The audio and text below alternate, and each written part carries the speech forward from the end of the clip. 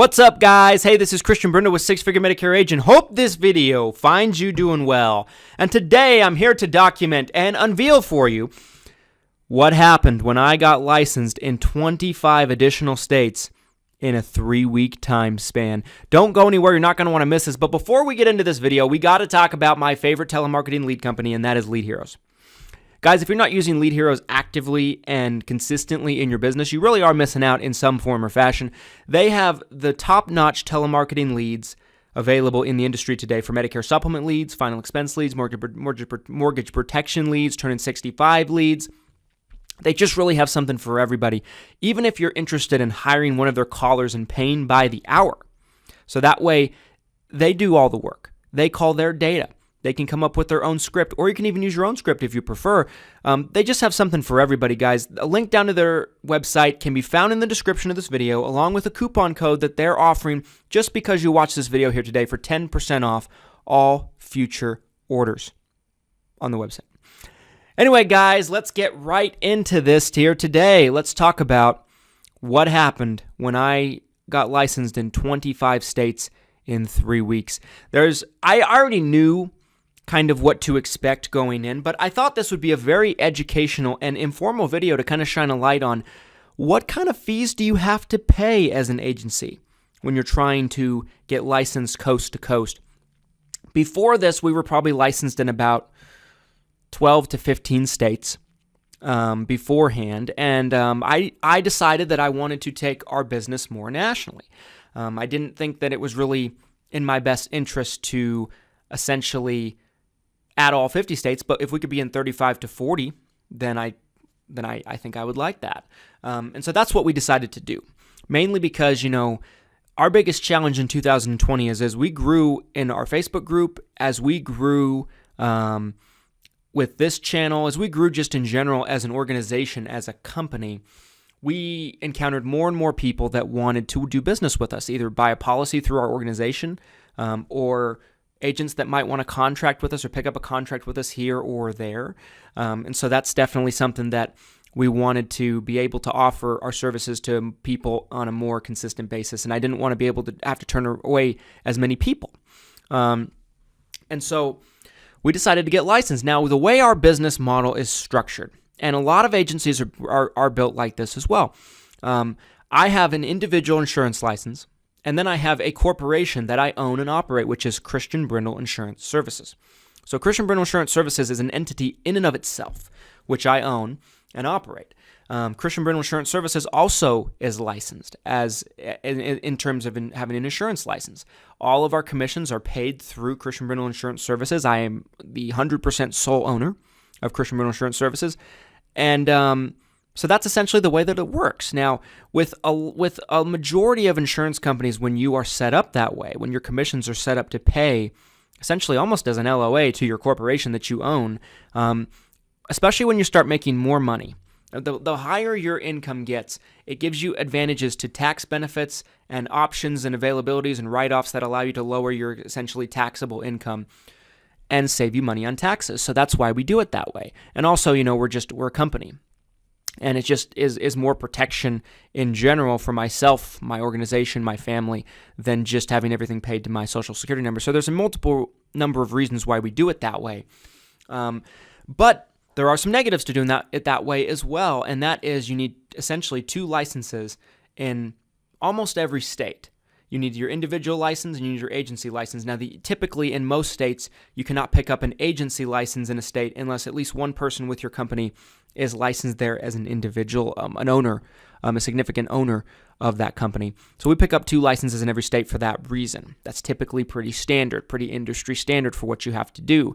Most states are, like I said, are going to require that at least one person with your organization that is an owner is licensed in that state before they will grant you an agency license. So obviously, what that means is double fees. If you get licensed in, let's say, Kentucky, and I don't really know the license fee off the top of my head. That was one of the states we added, but I just can't remember. And let's say it's $100. That's your license fee for your individual license. Now, let's say you're going to add Kentucky as an individual. You pay the $100 for the individual license. Then you might have to pay an additional $100 for the agency license. And the agency license isn't always going to be exactly the same amount as as the individual license, sometimes it's less, but sometimes it can be more as well. So essentially plan on double, if not more than double, the licensing fees when you are an agency trying to get licensed in multiple states. So right there, it's 2 fees.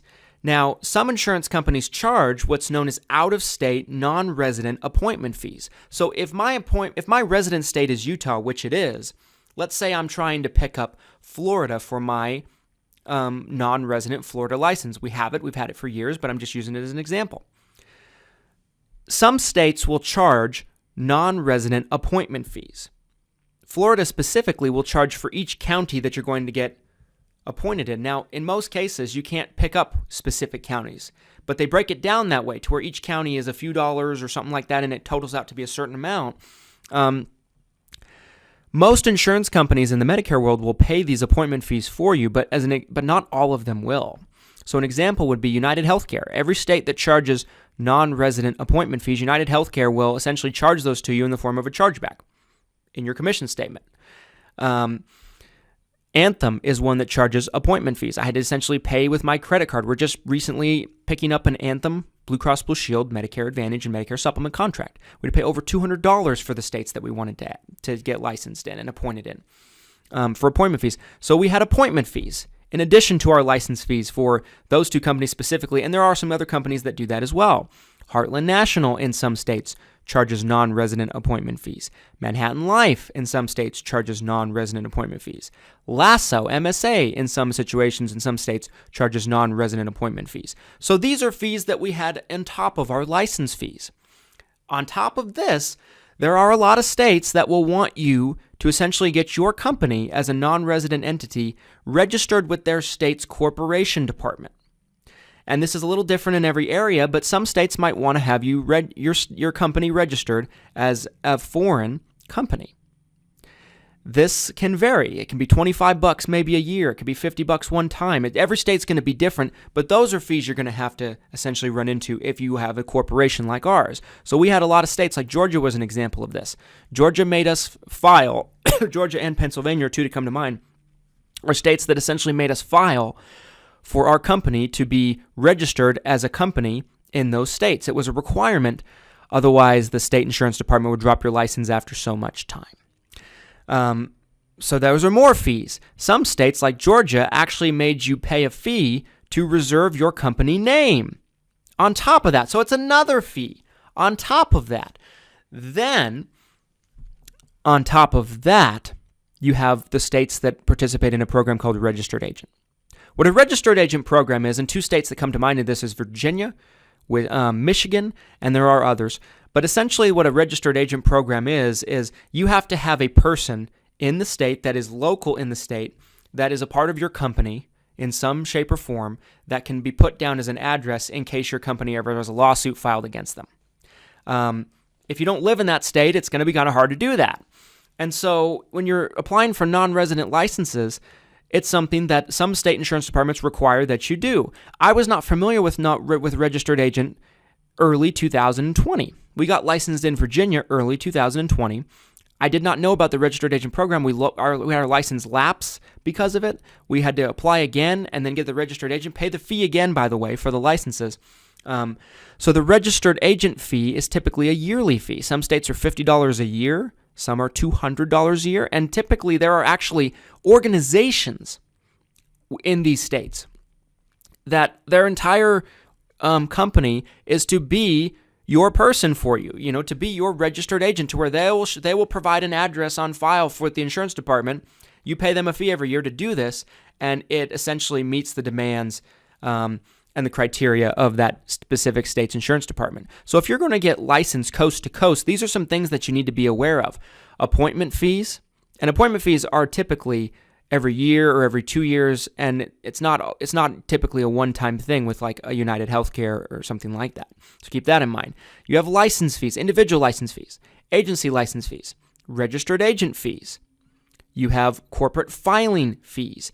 You might have fees to essentially reserve your name. There are a multitude of costs that come associated with selling in multiple states if you are doing business as a company. Now, some people might say, well, why don't you just not do business as a company and do business as an individual? The amount of more money that I would pay in taxes far exceeds what I'm paying to do business as a company. It's still in my best interest to do business as a company with the size of a company that we are at this point. But even still, these are things that you need to be aware of. It's a pain in the butt. It's a lot of red tape, and it's been quite a process. These are things I already knew I was going to run into, but I thought I would make a video kind of breaking it down for all of you. So that way, if any of you people that want to build an agency and get licensed all over the place, you know what you have to deal with. Anyway, guys, I hope you enjoyed this video. If you did, do me a favor, drop a thumbs up on the video. Comment on what you think below about all these fees. Make sure you subscribe for future six-figure Medicare agent content. Hit the bell so you're notified when we post. And until next time, thanks for watching. Take care. Happy selling. Happy 2021.